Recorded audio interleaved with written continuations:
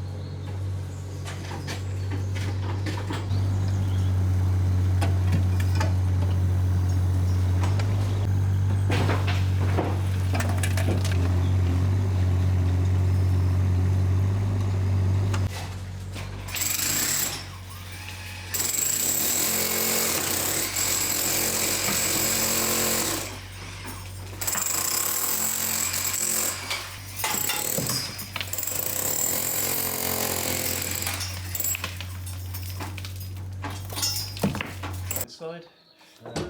Hello, yeah.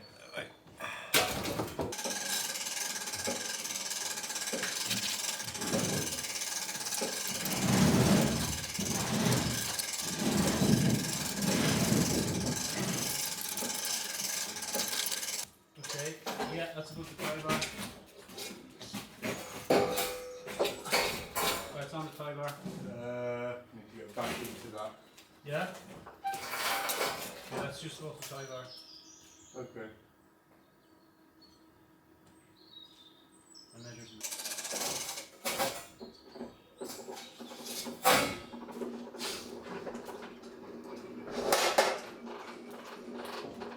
So I go in that way, yeah. Or sorry, you're not going that See way. that yeah. way. And then the C between the both of them. Then the new ice slots straight into the sea, doesn't it? Should do. In theory. It wasn't that clear from the thing because obviously the C's slope up inside. You take 0.9 mil, 0.9 mil, and it was 22. It might just need a So yeah, we might just have to tickle it a little bit, but my theory was it's then sat on.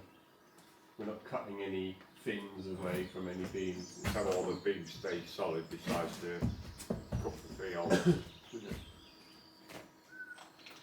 See, I didn't think we'd be able to make much use of that, but now it's kind of coming together. I think if we can tie that in, it's super strong. It's tied to the existing thing in some way. Yeah, somewhere, yeah. But it's But even if it's touching, once you get the generator, you can even just weld those brackets back onto it. Yeah. Just tack them back on. I mean, there's a little bit of just surface stuff on the top that came off, but Every bin we found here has been pretty solid though, hasn't it? It didn't matter where we took them out of. Even the ones that were in the marginal. But still. pre-Oppenheimer. Yeah. He said 90 times in the comments how valuable that steel is.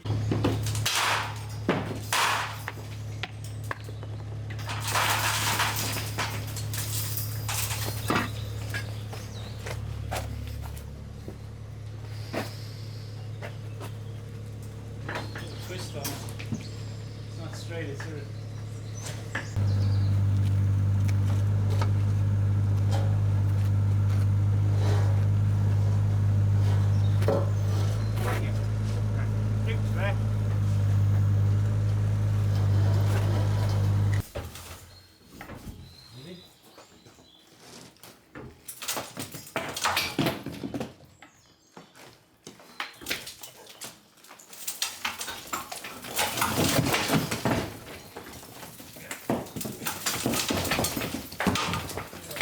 Ah.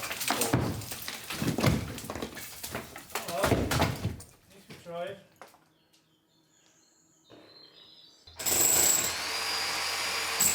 Good morning. Well, the most notable thing today is that it's sunny. Finally, we've got 2 of the steel beams in.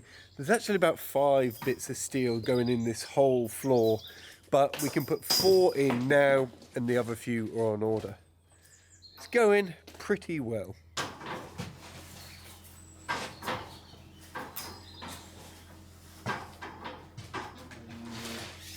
Right through. If you go right through, then we know what the max is, and then I'll just take it. Turn off what? Okay. Yeah, left-handed. These don't cater for the disabled, do they? No. What? Hang on!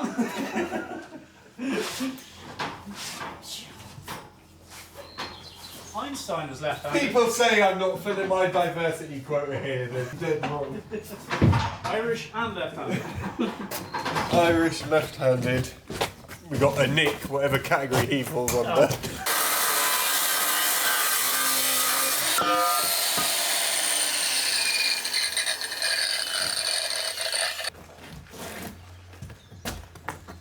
Oh, look at that. Something like that.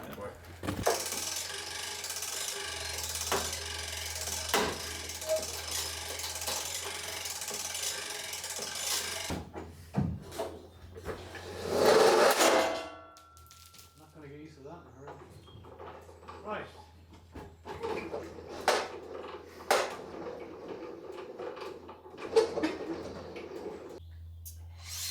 From the C section,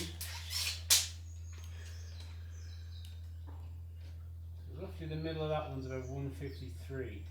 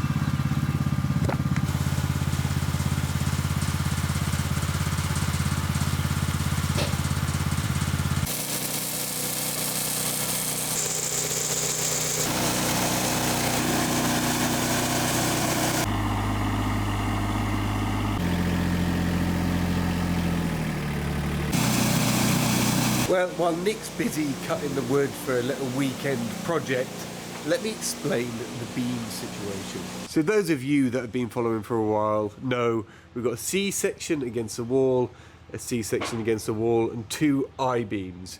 Now, this span is obviously too big for a bit of wood. It's about 4 meters, and you're just asking for the wood to sag.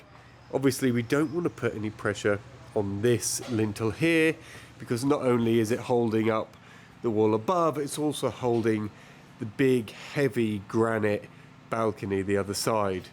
So the plan that the engineers come up with is to span a new bit of steel from the end of this steel to the end of this steel. It will be bolted on, and then we add one in the middle that halves the spans, puts the wood to a reasonable 2 meter length, and it'll be super secure, and there's no risk of anything sagging, and more importantly, there's no weight on the middle of that lintel.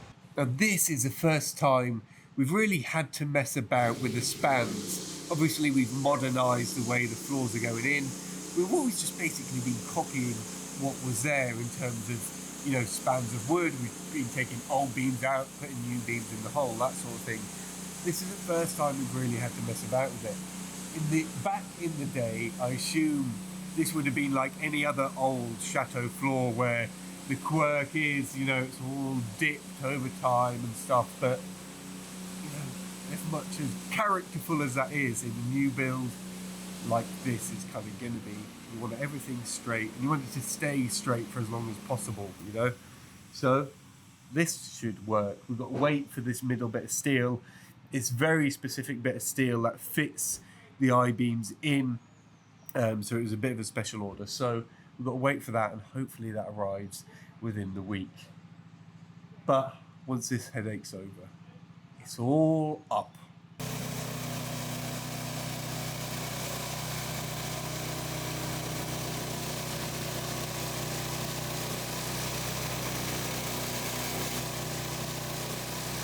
So I thought it'd be helpful, because I don't really talk that much in the videos. I just kind of show what we're doing, just to give you a very quick overview of what's left until we get the roofs done. Now the secret cave of wonders, which looks less secret now because we've opened it all up, but that was very hidden. That all needs to be cleared out. That's a by hand job, and it goes down about another 2 meters. We've got to get this middle structural bracing in, and then all the wood in for this next floor. It makes it 4 sections, so a little bit more cutting on that.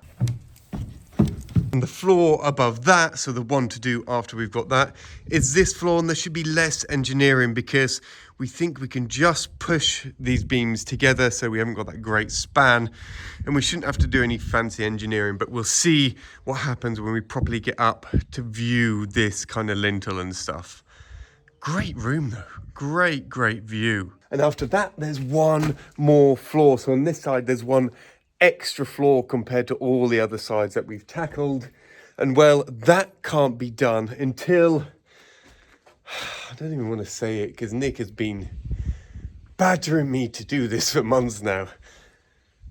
I've got to finish this arch, which is actually not like a massive deal or anything. Like, I've got the form, it goes quickly, just been putting it off, and laying bricks is not massively my thing. But once we get it done, there's a ring beam to go on top of that, and we actually lay 2 floors. Not only do we lay the floor which goes from here to here and will hold this roof, we also lay the floor which goes from here to here. You can see the old ironwork that I've left up there as a guide, so we can get this section in and this section. So it's once we get to that stage and all these structural steels are back in, because each one of them pulls one wall back to the other, and it's really important that they go in before we just put a massive load at the top. And each time we get to this new level, as I said before, we get a new perspective of how the chateau's looking, what things we couldn't quite see from down below, you know, the reality of how they're degraded now. So we've got to do all this to get to the top, but once we're there, we're going to do all the roofs basically in a oneer. It's going to be a 6-week roof extravaganza kind of jobby. Luckily, Brian's here now to help us. He's rope trained, so when it was just me and Nick dangling off the side of the chateau, he can be up there with us as well. And he's been working on roofs for quite a few years now in France, so his advice is really helpful.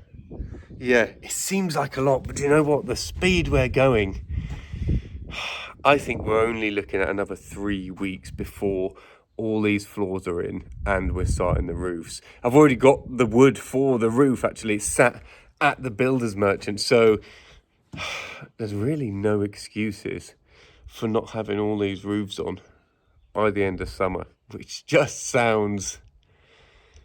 It sounds crazy if you go back to look at video number 1 in the playlist and you see it and read the comments of everyone saying, great dream, but it's not doable. Like, this isn't doable by a building team, never mind just you. Just look at it then and think about 3 weeks' time, starting all the roofs, having all the floors back in there, everything watertight. Nothing is impossible. And I'll see you guys bright and early tomorrow.